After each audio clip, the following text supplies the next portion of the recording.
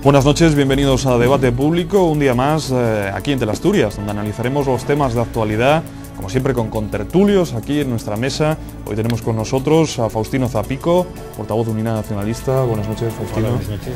Y aquí a mi izquierda, a José María Casillas. Buenas noches, José María. Noches. Y a Antón Saavedra. Buenas noches, Antón. Pues el primer tema que os quería proponer a los tres es este encuentro que han tenido esta tarde Rajoy y Zapatero con esta cumbre del G20. Ayer se reunía también con los banqueros, con sindicatos. ¿Qué esperáis de esta cumbre, de este G20? Bueno, pues voladores. Que fue mucho ruido, pero que después tampoco llegue de mucho más de sí, ¿no? Vamos a ver, yo creo que una reunión de estas y una cuestión más de, pues sí, de sonadilla, de fama, de quedar bien.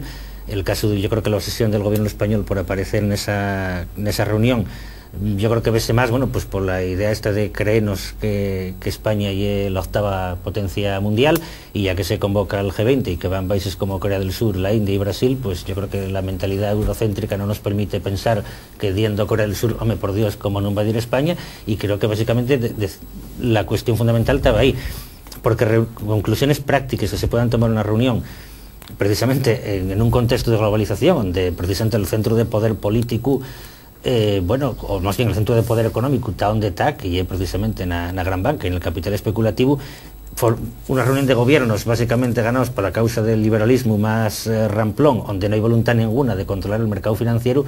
Yo creo que nada más que queda como una reunión, bueno, pues para quedar bien, para verse, para hacer unas declaraciones muy guapes, en la que el gobierno español intentará dar el toque progre, entre muchas comillas, hablando del cambio climático y poco más, pero que en realidad conclusiones prácticas o consecuencias prácticas de esa reunión yo creo sinceramente que no va a haber prácticamente ninguna. No va a salir un nuevo marco económico mundial, ¿no? Yo creo que no, sinceramente. Si me preguntas a mí, sinceramente, pues, bueno, primero, si me permites, yo quisiera agradecerle a Antón Saavedra, que ha tenido la gentileza de obsequiarme con este libro que acaba de publicar, y que le prometo leer rápidamente. Yo soy un devorador de libros y Antón Saavedra, el heredero de Suresnes, el heredero de Suresnes, que está publicado, Antón. No, está publicado este año, pero ya este año, ¿no? Sí, no, ya lo bueno, Antón Saavedra es un viejo amigo mío de muchas cosas de la vida política de hace muchos años. Y en fin, tenemos un aprecio mutuo, a pesar de que hemos jugado en canchas distintas, nos hemos respetado y además estimado, no solamente los paisanos son de dos clases, los buenos y los malos, no hay como más decía que eso, Duverger, no hay más que eso. Bueno, dicho esto, pues nada, vamos para no salir de... Mira, yo, la verdad sea dicha, creo que hay pocas esperanzas, tengo muy pocas esperanzas en esta reunión, coincido contigo, en que aquí milagros la Virgen de Fátima, la de Covadonga también nos hace, pero yo creo que ahí en esa reunión no va a salir nada nuevo, por muchas cosas que comentaba Vicente Sotirre con muy buen criterio, diciendo que, bueno, claro, en primer lugar, el presidente de esa reunión y convocante, que es el Bush, pues va a desaparecer del mapa dentro de menos de 2 meses o 2 meses. Entonces, eso para empezar. Pero bueno, yo es que además voy más allá y pienso que estoy de acuerdo con Monroe lo que decía de que América para los americanos. Yo además les regalaría Afganistán si pudiese, ¿no? Y que no nos enreden esos temas. Y Europa para los europeos y España para los españoles. Entonces, respetándonos y tal, porque claro, ves cosas por ahí que te sorprenden mucho. Es decir que ahora mismo este interés por meter a Georgia en la OTAN me parece muy desafortunado por parte de los americanos. Es decir que ¿por qué? Pues porque implica un riesgo tremendo para Europa. Es decir, si aquí hay un follón con los rusos, pues resulta que los que vamos a recibir los palos vamos a ser los europeos. Lo mismo tengo que decir del tema de los misiles que se implantaron ahí en Polonia, se pretenden instalar en Polonia y en Chequia, y que claro, han traído ya como consecuencia la respuesta rusa en montar otros en Kaliningrado. Yo, pues claro, estuve leyendo hace pocos días unas memorias de Zhukov, porque hay que leer de todo, no se puede leer solo de una banda, ¿no? Y claro, este hombre decía, hombre, el problema de los americanos es que siempre se han arreglado para hacer la guerra fuera de casa, y ciertamente, quitando la guerra civil suya, pues es verdad, ¿no? Entonces yo preferiría que esos misiles los hubieran puesto en California y los otros en Hawái, y que nos hubieran dejado un poco tranquilos, ¿no? Y bueno, y otra cosa que ya también se ha planteado es que Turquía tiene que entrar en Europa, según los americanos. Pues mire usted, no nos viene bien que entre de momento Turquía en Europa, y nosotros tampoco le decimos que Hawái tiene que salir de los Estados Unidos. Entonces, hagan ustedes, arreglen ustedes su casa, vamos a ver si nosotros arreglamos la nuestra y todos están tranquilos. Ese es mi criterio, ¿verdad? Pero vamos, de esto tengo muy poca esperanza, la verdad. Yo dos cuestiones previas. Yo lo primero que se me ocurre que me pregunto yo a mí mismo, ¿por qué tanto mendigar detrás de una reunión, detrás de una silla que, por lo que sabemos ahora, la cedió el Sarkozy? A cambio de que habrá que preguntarse también en esta pregunta, a lo mejor más trenes, como lo que hicieron antes cuando la entrega de los etarras, para que los trenes de alta velocidad, a lo mejor el que va a venir a Asturias no sé qué año viene. Y la segunda, ¿por qué tanto interés que ahora traten de vendémoslo como un gran éxito diplomático, después andar arrastrándose por Brasil, por los chinos? ¿Y para qué sirve esa reunión de Washington, que es el tema fundamental? Para nada, como decía el compañero, voladores y voladores. Porque, vamos a ver, ¿cuál es el objetivo de esta crisis? Que dicen que no la saben. Saben de sobra, pero los mismos. Esto es una crisis generada por las 7 familias que controlan el mundo. Los Rothschild, Rockefeller, Morgan, etcétera, etcétera, etcétera. Y una crisis que genere, lo mismo que ahora fue de crisis, otras veces generen una primera guerra mundial o una segunda guerra mundial. ¿Y para qué generen estas crisis? Para enriquecer a los más ricos, que son ellos, y para empobrecer a los más pobres, que somos nosotros, los de siempre, los de la accesoria. Si algo se esperare que tendría que salir de una reunión de estas características, sería, porque claro, aquí todos vinimos leyendo revistas especializadas, periódicos todos los días, viendo la televisión. La banca gana el 37% más de tal. Millones, millones. ¿Dónde están esos millones? Entonces lo único que tenía que salir de una reunión de estas características era, a ver, esos millones están en los paraísos fiscales, que se vaya una ley a nivel mundial y que se clarifique lo que hay en los paraísos fiscales. Entre tanto va a ocurrir ni más ni menos lo que ocurrió aquí en España, lo que hizo el pipiolo de la Moncloa, el Zapatero, el bandolerismo. Y me explico. Bandolerismo en la versión contraria a aquello que vimos en las películas aquellas del Curro Jiménez, el Bernales y el Tempranillo. Por lo menos aquí los bandoleros robaban a los ricos para darles a los pobres, fue la imagen que vimos. Aquí roben, y digo muy bien lo de robar, porque eso ya es robar, el dinero al contribuyente español, 15% del Producto Interior Bruto, casi nada, para darlo a los mismos banqueros que son los que se están llenando los bolsos. Y eso hay que decirlo con pelos y señales, y si eso no sale en Washington, en el contrato, en ese contrato a nivel mundial, apaga, y vamos, eso ya es lo que tenía que decir. Bandolerismo puro y duro. Bueno, por lo menos por emplear una palabra suave. Por lo menos habría que señalar por qué se produjo la crisis. Joder. Y quiénes son los responsables. Joder, eso está claro. Tiene nombres y apellidos. Claro. Porque hablar de una refundación del capitalismo, como se estaba hablando... Claro, yo pensaba que más bien que había que refundirlo, más que refundarlo. Además, realmente como si ellos tuvieran capacidad real para tomar esas decisiones. Bueno, hay de ellos países que sí tienen capacidad real, si quisieran tenerla, pero evidentemente no la tienen. Pero vamos a ver, ¿quién se dedicó a fomentar ese libre comercio, esa eliminación de aranceles que llevó a una crisis alimentaria a nivel mundial, que está llevando a la destroza de los países que están en proceso de industrialización a desindustrializar y a convertirse en países especializados en productos que no valen o que valen muy poca cosa en el mercado internacional? Bueno, pues esa gente es la que tiene que responder. Claro. Y hay que poner el freno ya al capital especulativo. ¿Cómo es posible que en la última década el 95% del capital invertido no era en actividad productiva, sino únicamente en actividad especulativa? Eso es una bestialidad, es una bestialidad que evidentemente tenía que reventar por algún sitio. Y además, ¿y que dónde están esos millones? Y bueno, y que esos millones, muchos directamente están en los paraísos fiscales, estoy de acuerdo con vosotros, evidentemente, pero otros directamente desaparecieron. Porque si claro, pues eso, como los voladores, ¿no? Reventaron, quedó el fumo, pero el fumo ya disuélvese y no queda nada. Queda, pues claro, lo que ya es la situación, pues eso, de millones de parados, la precarización del empleo, y luego para encima la excusa para hacer políticas de ajuste, cuando se ponen a hablar de reformas estructurales y de flexibilización del mercado laboral de ayer para echarse a temblar, y evidentemente vuelve otra ronda de esas políticas, y a lo que queda, bueno, pues lleva la capacidad de resistencia que hay desde el ciudadano de a pie para resistirse a esas políticas, claro. Que un ministro de Trabajo diga con la mayor desfachatez y tranquilidad, sobre todo tranquilidad, que todavía es peor, que todo esto se resuelve con las ERES, con los expedientes de regulación de empleo, pues claro, la verdad es que es algo que se queda uno pasmado. Vamos a ver, claro, se queda uno pasmado. Claro, yo no sé, además que claro, un gobierno socialista, que no es un gobierno que vaya con... y obrero, y ahora de izquierda plural.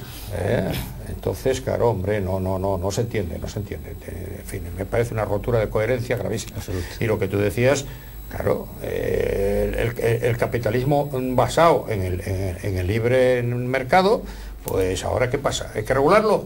Bueno, pues a ver si nos ponemos de acuerdo y nos aclaramos de una vez todos, ¿verdad? Porque sí, es verdad. Sí. Es que si no se va a lo de los paraísos fiscales, si no se quiere hacer nada, porque no se va a hacer nada, así de sencillo, yo creo que es indecente darles este dinero al que me refiero yo, por ejemplo, porque va a ser más dinero todavía del 15% del Producto Interior Bruto. Entonces, por lo menos, si fueran decentes, tendrían que incluso, pues el dinero que se da, ya que se habla de la refundación de no sé qué, que ese dinero repercutiera y fuera público.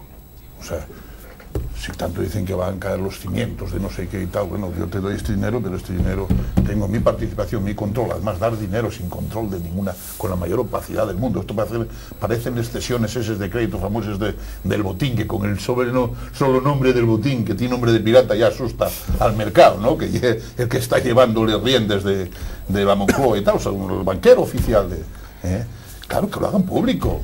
Que lo hagan público. Además, ¿por qué tanto dinero? Si no quieren llegar tampoco a los paraísos fiscales, a veces se oye cuando estás tomando un culete por ahí de los... Oye, ¿viste alguna vez un billete de 500 euros? Yo creo que los hay, yo nunca los vi, pero creo que los hay. Yo creo que si salen todos a flote... Los Bin Laden. Los Bin Laden, sí. Yo creo que si salen los billetes de 500 euros a flote, que estaba solucionado, o sea, y es más de ese 15% del Producto Interior Bruto. Bueno, pues que lo saquen. ¿Dónde están? En los paraísos. Búscalo. En vez de ir a Washington, ¿qué vamos a hacer en Washington? Más que el tonto. No vamos a hacer otra cosa. Paradójicamente, como dice Antón, los billetes de 500 euros parece que no están rodando por ahí, están escondidos. Sí, bueno, pues aquí hubo una apuesta por lo que toda la especulación inmobiliaria, que ahora resulta que eso, claro, que reventó, pero y que ya era evidente que iba a reventar y que nadie podía creer que se pudiera mantenerse indefinidamente. Sí, pero vaya una manera de reventar. Ahora va a ser el propio Estado quien nos va a pagar los pufos y los millones que guardaron. Ahora va el gobierno y paga ellos a esos empresarios que dejaron sin viviendas. Esto llega cojonudo, en tiempo de crisis todo el mundo se acuerda de socializar, todo el mundo se acuerda de la intervención estatal para socializar las pérdidas, pero en época de expansión económica resulta que aquí es todo privatizar y es todo flexibilizar el mercado laboral. Y esa es la eterna cuestión, que hay tanto la derecha como la izquierda domesticada. No, lo que estáis diciendo los dos, pues hay una cosa que es evidente. Cojamos las memorias de los bancos y de las grandes sociedades. Oye, dicen, coger la memoria de este año mismo, el año pasado. Pues te dicen que han subido, pues han ganado 25 o 30% más que el anterior. No dicen 22 o 30% más que el anterior. Muy bien, pues entonces, según eso serán las ayudas. Si usted ha ganado, ¿para qué le vamos a ayudar? Digo yo, hermano. ¿Dónde está ese dinero? O están mintiendo con las memorias o es una milonga todo esto, claro. ¿Y por qué el gobierno se presta? Cada nombre de los ciudadanos se presta a ese juego con los banqueros. Pues lo mismo que decía, me parece que era en esta mesa. Hay otra parte de la película. Antes estábamos hablando ahí de los partidos. Los partidos, cuando me refiero a los grandes, los que ganan al gobierno, porque están empufados hasta los ojos con los bancos también. Entonces el que paga y el que manda. Y entonces si cogen con ese pufo, me parece, de 163.000 millones que deben los partidos a la banca, que no lo van a pagar nunca, porque después ya sabes que se condona. No se te ocurra de ver 15 céntimos de la tarjeta de crédito porque vienen y te meten en el juzgado. Pero los 1.000 millones de Montilla, y hasta 160 y tantos, pues seguir así. Esos son de los bancos. Entonces dice, oye, o me haces este favor, o entonces acaba el sistema de una manera más sencilla. Yo cierro el grifo ahí, entonces van partidos, bancos, aquí vamos todos al fondo del mar, porque hay que ponerlo encima de la mesa. ¿Por qué esa gracia tan graciosa con los banqueros, con el dinero de los demás? Joder, hazlo con lo tuyo o lo que quieras, pero con lo mío no. Apunta Antón un dato interesante, quizás esa financiación de los partidos políticos, se estaba hablando últimamente. Habría que ir a un modelo como el americano, en el que hay luz y taquígrafo, se sabe de dónde viene el dinero que patrocina las campañas. Eso es fundamental. Como mínimo eso. Mira, lo que estamos viendo, además, en fin, y esto casi nos hace entrar en otro de los puntos, pero es el tema, claro, mira, el pleno presupuestario en el Congreso, por ejemplo. Vamos a ver, vamos aquí ahora a fijarnos en detalles milimétricos de los presupuestos, cuando resulta que ahora mismo hay como tú decías, 150.000 millones de euros ahí de libre disponibilidad. Que no los van a pagar los partidos. Pues eso, entonces... Pero y un PUIFU de hace 20 y tantos años que vienen incrementándose, nadie lo va a pagar. Pero eso, por ahí te tengo enganchado. Como no enrosques cuando yo te digo, desengancho. Y entonces estamos en la misma posición. Y entonces los que manden son los que manden siempre. Y en este caso es la banca, ¿no? Y nosotros hacer el papel de... O sea, nosotros no. Los que dicen que nos representan hacer el papel de pipiolos ahí, de cerebros. Quien decía que gobernara quien gobernara en los Estados Unidos siempre ganaba lo mismo, ¿no? Que era la banca. Bueno, hombre, lo que dice, ¿no? Ya sabe lo que dice, ¿no? Papá, ¿qué se diferencia? Dice el niño americano, ¿qué se diferencia los demócratas de los republicanos? Dice, hijo mío, ¿ves la Coca-Cola y la Pepsi-Cola? Dice, ya lo entiendo todo. Y la política exterior, no nos engañemos, la política exterior americana va a seguir exactamente igual que hasta ahora, eso está claro. En función de los intereses americanos, como es lógico y natural. Yo lo que lamento, en fin, eso lo entiendo, pero lo que no entiendo es que Europa no haya sido capaz de diseñar una política de interés europeo. No lo entiendo todavía, porque no lo ha diseñado. ¿Tú lo ves? Por alguna manera? Porque Europa ya es un apéndice de... Europa es una sociedad de negocios. La Unión Europea Norteamérica es una... Sí, también, pero... Con su brazo armado OTAN, para que llevamos los soldados allá a morir a Afganistán, y eso que dicen estamos en misión de paz, para guardar el petróleo del Caspio y al compañía del gasoducto y tal, al servicio de los Estados Unidos, y nosotros ahí de cereros y hacer misiones de paz. A la vaya y dejar ahí la utilidad de esas misiones, y precisamente para que después de las reuniones del G20 y que se convierta en el G20,5, por ejemplo. Sí. Y bueno, hombre, eso yo creo que, bueno, lo que demuestra una vez que la política en muchas ocasiones es un poco el espectáculo, ¿no? Efectivamente, por ejemplo, así como pues en España tenemos el caso de como la guerra de Afganistán convirtiese en una misión de paz, y resulta que muchos de los que tanto se expresetaban con el guerra no, contra la guerra de Irak, que efectivamente con toda la razón del mundo, porque pones a la guerra de Irak, resulta que no gorbuten con la guerra de Afganistán, que hay otra guerra, además para tener, o sea, una guerra en la que formen parte de una fuerza de ocupación, para tener por un gobierno integrista, corrupto y además narcotraficante. Y eso ya es lo realmente penoso de esta situación. Pero es que la política espectáculo consiste en eso, que ahora resulta que el Esfuerzos Armados ya no hay un Esfuerzos Armados, es una ONG que se dedica a ir por el mundo a repartir besos y abrazos supuestamente. Y vuelvo a decir, están en un país en guerra, en el que hay una ocupación militar, y evidentemente hay un sector de la población que se resiste, bueno, pues que ya apoyando a los talibán. Y eso evidentemente en las guerras hay muertos, lo que no tiene sentido, y pones ahora a sorprenderse de que en Afganistán resulta que hay atentados y que haya muertos. Pero esa política espectáculo lleva también a situaciones efectivamente como la de Estados Unidos. La gran noticia ayer que gana Barack Obama las elecciones, como si fuera a implicar un cambio fundamental en la política norteamericana. Y efectivamente, te lo acuerdo con vosotros, el cambio fundamental absolutamente ningún, cambio estético posiblemente sí, claro. Pero bueno, tampoco hay que olvidar que evidentemente las elecciones norteamericanas, como bien decís, las grandes corporaciones siempre financian a los dos partidos, porque bueno, ya es lo de siempre, tener apuestos tanto a los dos caballos, por si gane quien gane, pues yo siempre, pues nadie podrá decir que yo no financié al que ganó, para que nadie me pueda echar nada en cara, ¿no? Y efectivamente, y ese es el problema, con la política norteamericana, pues pasa que esta política, como estamos en una sociedad del primer mundo, en la que todo el mundo dice que y quiere creer que es clase media, pues resulta que vemos una campaña electoral en los Estados Unidos donde todo el mundo habla de la clase media. Entonces quieren ser de la clase media. Sí. Ni Obama ni McCain vienen de eso que llamen clase media, evidentemente, y es un estatus económico más amplio.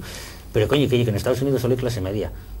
Hay 50 millones, bueno, 48 millones, perdón, que no tienen seguro médico. Hay 100 millones de personas por debajo del umbral de pobreza, que quiere decir que cobren menos de la mitad de la renta per cápita media, que 100 millones de personas, de 300 millones. Y el que quiera poner ¿Esos que son clase media también? No, ¿por qué pasa? Que no voten. Y el que quiera sanidad... que la pague. A pagarla. Y el que quiera educación tal, a pagarla. Como no voten, efectivamente, pues no tienen... O sea, son invisibles para el sistema, y todo el mundo quiere ser clase... O sea, quiere decir que es clase media, porque además la gente quiere creer que lo oye. Y por el problema es que en Europa entramos a ese modelo de política espectáculo. Por eso yo no estoy de acuerdo en que el modelo de financiación aquí fuera el mismo que el de los norteamericanos. Sí, habrá que hay más transparencia, bueno, más transparencia para que se vea que evidentemente los dos partidos están financiados por igual por las grandes empresas, aunque también creo que de la política norteamericana en de ellos aspectos habría mucho que aprender aquí, ¿no? Como por ejemplo el hecho de que haya referéndum revocatorios, que aquí no hay, cosas por el estilo. Pero aquí lo que había que haber era una fiscalización real de los partidos políticos, un tribunal de cuentas. ¿Y dónde quedó todo eso? Un juicio cada 15 años por financiación ilegal, cuando los casos son excesivamente escandalosos, y poco más. Pero claro, yo siempre digo, yo soy militante pues de una organización, ¿no? Unidad Nacionalista Asturiana, pago mi cuota al partido, pero que yo pago la cuota al mi partido y pago la cuota del PSOE, del PP y de Izquierda Unida, porque estamos financiando esos partidos con los impuestos de todos, incluyendo los que no los votamos. Porque las organizaciones políticas, las organizaciones políticas mayoritarias, evidentemente, no viven de los cuotes de los afiliados.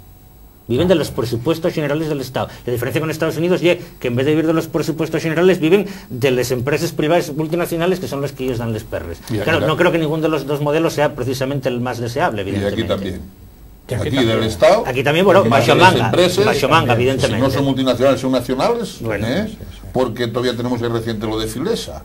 Y la corrupción urbanística, que está al orden del día, porque no hay ni una concejalía de urbanismo en ningún ayuntamiento de España. En ningún ayuntamiento de España. Gobierne quien gobierne, que te llena de mierda. Y esos son los que están financiando los partidos. Claro.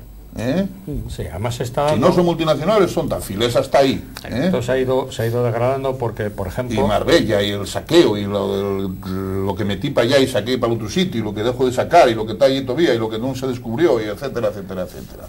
Mira, eso cuando se pongan lo de Obama y lo de... ¿Qué cambio va a haber? Yo creo que uno que lleve blanco y el otro lleve negro, sí, sin ninguna connotación racista, que no lo soy. Y es la única diferencia. Aquí en Estados Unidos, y hay tanto como decir en el mundo en este momento, quien manda ya el lobby judío de Estados Unidos. Hay gente, el lobby judío, el lobby judío en Estados Unidos. Y tanto Obama como el otro tal tienen que pasar por allí, por el despacho, por rascacielos, a ver los consines y demás. En este momento más acuciado por la cuestión del Oriente, del petróleo en el Oriente Medio, y el tema israelí, y el próximo será Irán. Nadie lo dude, porque alguien piensa, están hablando de nada, llega Obama, me cago, los soldados en Irak, a vos, en Afganistán, la de Dios, ni nadie, y que nadie olvide, coño, ¿quién bombardeó? Aquello sí que fue un genocidio, Yugoslavia. Solana. Clinton. Bueno, ¿De qué? No es Solana, Solana hizo de cerero, de apretar el botón. Y eso que yo tuve con él en una pancarta en Torrejón de Ardoz, encargado. Otra no, hay que ser gilipollas. Bases fuera, hay que ser gilipollas. Y después ya que aprieta el botón contra la población civil, donde guajes y paisanos y todo. Clinton era demócrata. Y de repente olvidemos aquí lo del Vietnam. ¿Quién estaba cuando lo del Vietnam? Más demócratas de Estados Unidos. O sea, los Kennedy que eran. Claro, que dicen que eran los que estaban detrás ahora del Obama y tal. No nos engañemos. Y los próximos serán los iraníes. Y a Obama y tocará a Irán. Y si no, al tiempo, desgraciadamente. Y en Afganistán, por mucho que diga el pepiño blanco este de Palas del Rey, que me dijo Zapatero que no se manden más fuerzas para allá. Eso ponte en guardia, eso ya que van 300 o 400 más para allá, pero cosa de... y si no, al tiempo también, para Afganistán. Como tú sabes... Y a mí eso, es que a mí eso me fai vomitar, de verdad, faime vomitar. Yo cuando veo, ahí van estas lágrimas de...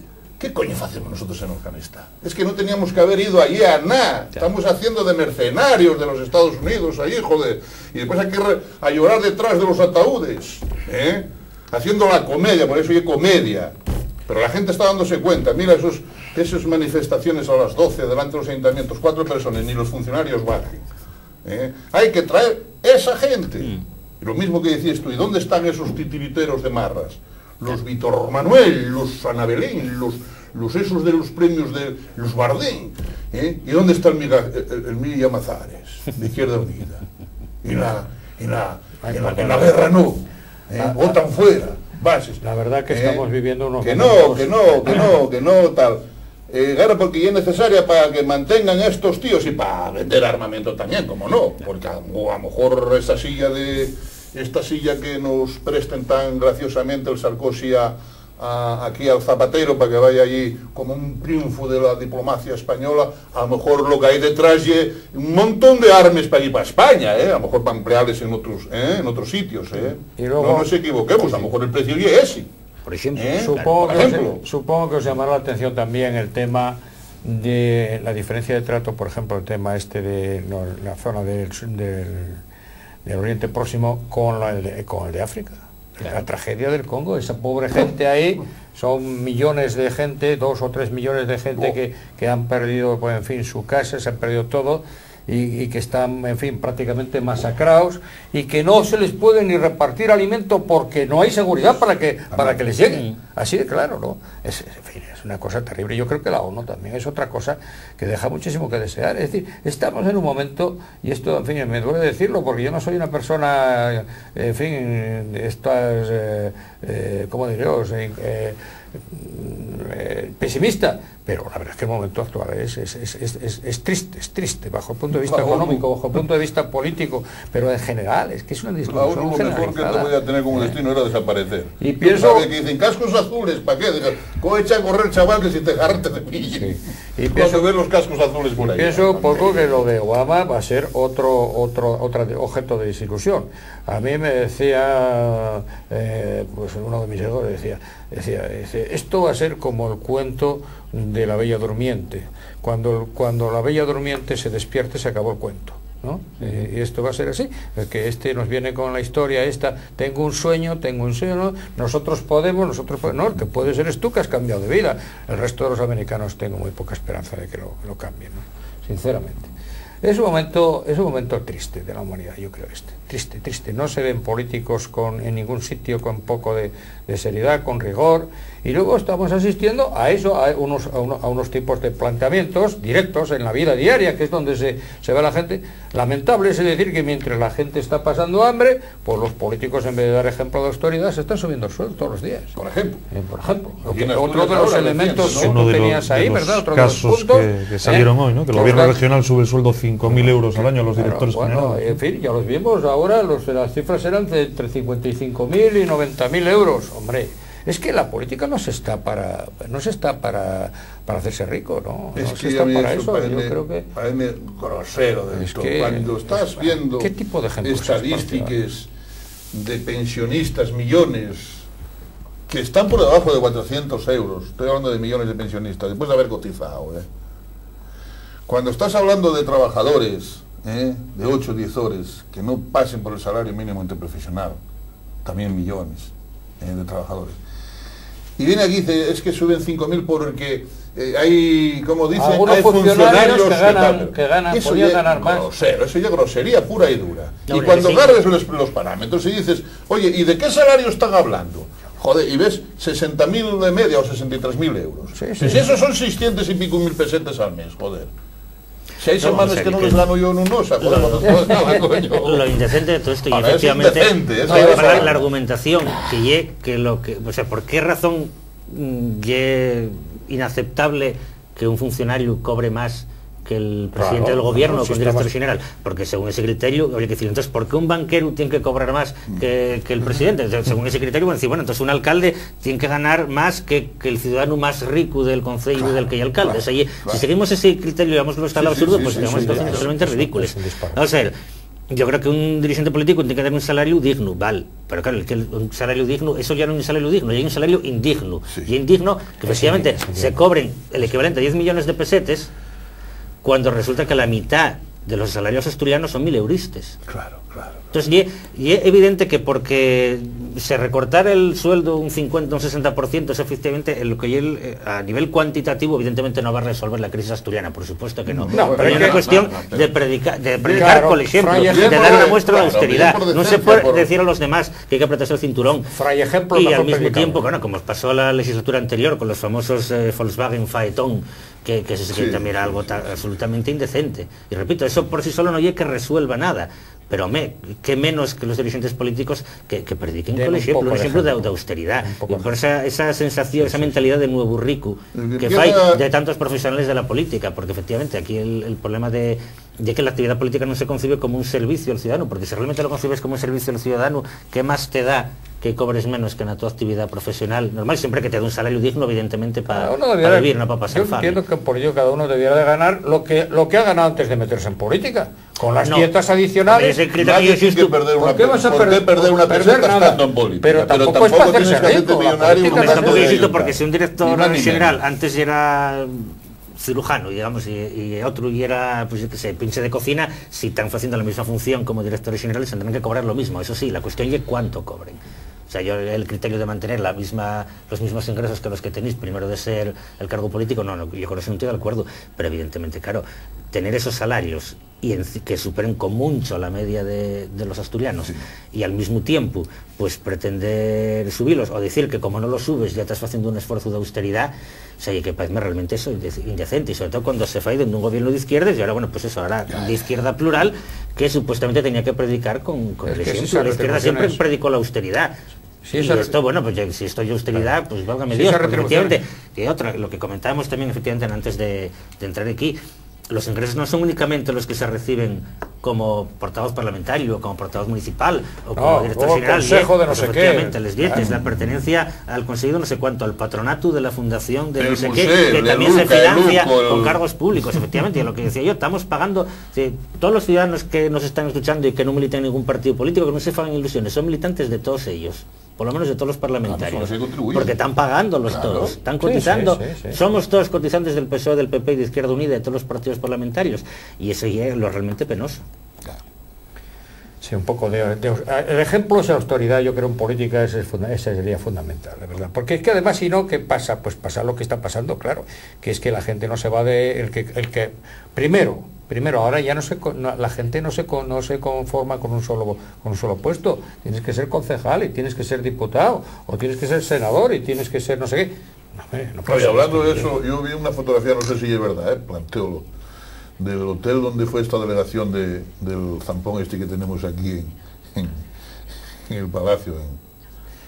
Bueno, hombre, yo no quiero personalizar en nadie. No sé si era verdad toda la delegación en el hotel de Sheraton. No, en tronco con el tema, porque yo sé que eso es muy caro, y tampoco va a solucionar la crisis de tal, pero parece un poco también grosero, en plena crisis económica, con lo mismo que estamos hablando aquí ahora, con el montón de delegación, porque después habrá que preguntarse también, ¿y qué hacemos ahí también? ¿Qué vamos a traer? Porque yo conozco una cantidad de viajes en un sitio y en otro todavía no trajeron ni helados,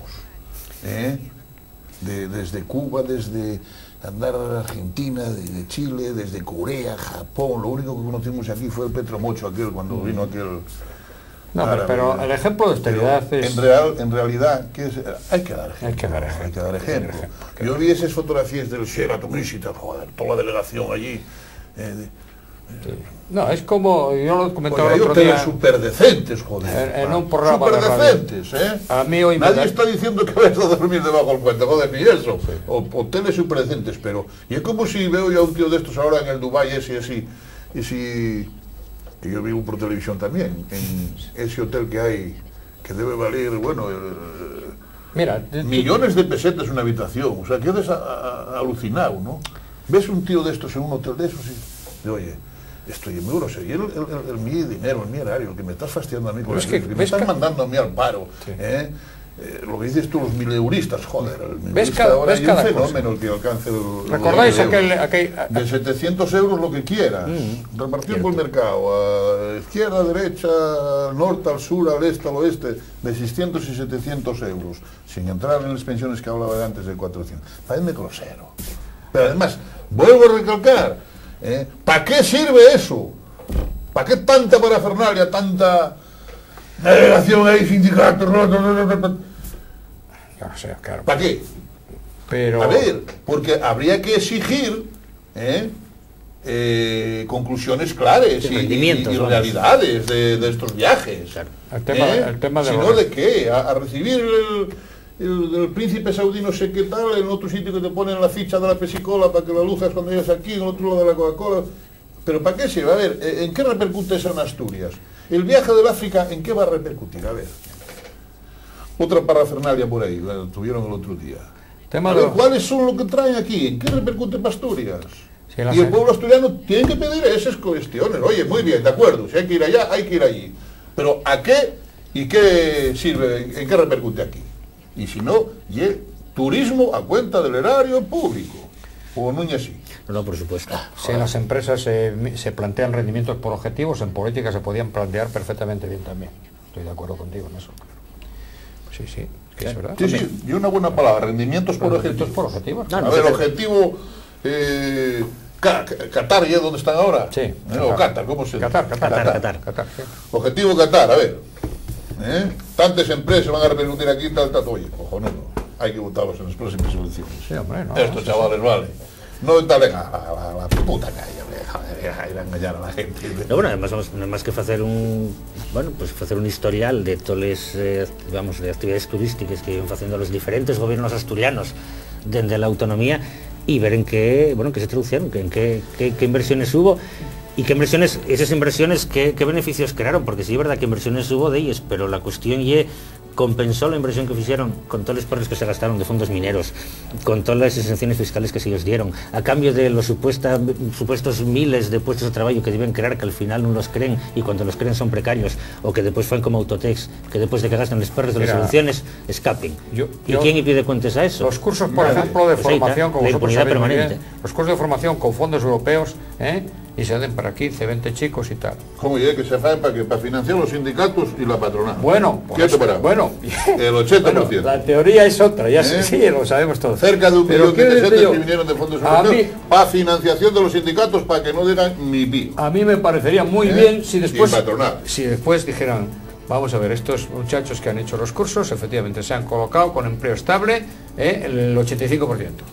Pero claro, vamos a ver qué ha pasado con eso. ¿Quién ha hecho las cuentas de esa inversión? En este momento era precisamente, momentos de crisis era cuando había que lanzar la formación, pero formación de verdad. En momentos de crisis es cuando hay que lanzar la formación y tal. Pero formación... Porque los países hay que medirlos, empiezan no por lo que tienes, sino por lo que sabes hacer. Eso era antes. Ahora un país se mide por lo que sé hacer. Y para que sepas hacer hay que formar. Y un país... hay o educación o catástrofe, y aquí vamos a la catástrofe de tal, porque no hay educación. En eso que estamos hablando, formación profesional. Y además formar para lo que se necesita y para emplear. Hombre, claro. Eso es evidente, claro. Formar para algo. Digo, oye, formar, mira, voy formándome aquí porque vamos a poner, tenemos este proyecto tal, de una fábrica de hacer ruedas de camión. Pues voy a formar chavales para que me hagan esto. Formación. Pero claro, la formación entregaron a los sindicatos y a la patronal, a las patronales, y entonces sé perfectamente lo que estoy hablando. Yo estuve en el mundo sindical y sé, y criticaron mucho dentro de mi sindicato cuando era la UGT. Porque con un bolígrafo que os dan, un blog y una carpeta UGT y comisiones igual, toma. Justificando allí, se hacían por las listas de teléfonos que había antes, se mandaban la justificación, como estaban tan bien ordenadas por el orden alfabético y en Bruselas lo pedían por orden alfabético, se mandaban allí. Había veces que había un alumno que había hecho un curso 3 veces a la vez, en el mismo momento, porque a lo mejor cogían una... ¿Qué dices? Oye, el don de la ubicuidad, tampoco hay que ser malo. Eso fue así. Pero vamos, yo vi cómo se hacía. Yo no sé si será... Yo vi cómo se hacía y entonces, para justificar, este curso costó 2 millones de pesetes, cuando en realidad fueron 36.000 pesetes. Los monitores éramos los mismos dirigentes sindicales, poníais que se había celebrado en el hotel tal, 1 millón de pesetes de estancia, tal, cuando era mentira, había celebrado en un local X del sindicato, y entonces los 2 millones que valía el curso, que tú percibías de Bruselas, pues en realidad habías gastado 40.000 pesetes. Hombre, y lo otro era para la burocracia sindical. Yo no sé si será tan crudo como tú dices, pero desde luego... No es tan crudo, y es que es real. Y demuéstralo a María Santísima, encima de cualquier mesa, con números que yo quedé con mucha documentación. Eso es tristemente así como lo estoy diciendo, más crudo todavía. A mí lo que me parece muy doloroso es que efectivamente esa gente que ha hecho los cursos, y además con ilusión, pensando, oye, pues esto va a servir para promocionarme, para ocuparme, para tal... Porque además esos cursos, lógicamente, deben de estar programados de acuerdo con las necesidades que plantean las empresas. Es decir, si los sindicatos y la FADE están metidos en el diseño de esos cursos, lógicamente, esos deben de obedecer a unas necesidades que hay que cubrir y, por lo tanto, una vez terminados y capacitados esos chicos, que, por cierto, además yo tengo que decirlo con toda sinceridad, los chavales ahora están formados como nunca, vamos a decirlo claro, yo que lo digo con toda sinceridad. Hoy la gente maneja la informática, tiene un segundo idioma que controla muy bien. No se puede decir que la gente joven ahora no está preparada. No, ya te digo, llevo 2 años jubilado, pero estuve 47 años en la universidad. Oye, pues con ese dato positivo nos vamos a quedar. Tú catedrático de universidad, y que tiene un conocedor, me consta, de la cuestión de educación y tal. Entonces, ¿a qué se debe que ocupemos un puesto en el informe PISA y lo demás, y además, y en informes también de la UNESCO y la hostia? Que estemos por debajo Tobago y Trinidad, que yo no creí ni que existían esos países en el mapa. ¿A qué se debe eso? Porque yo conozco, por ejemplo, el sistema que dicen el número 1, Finlandia.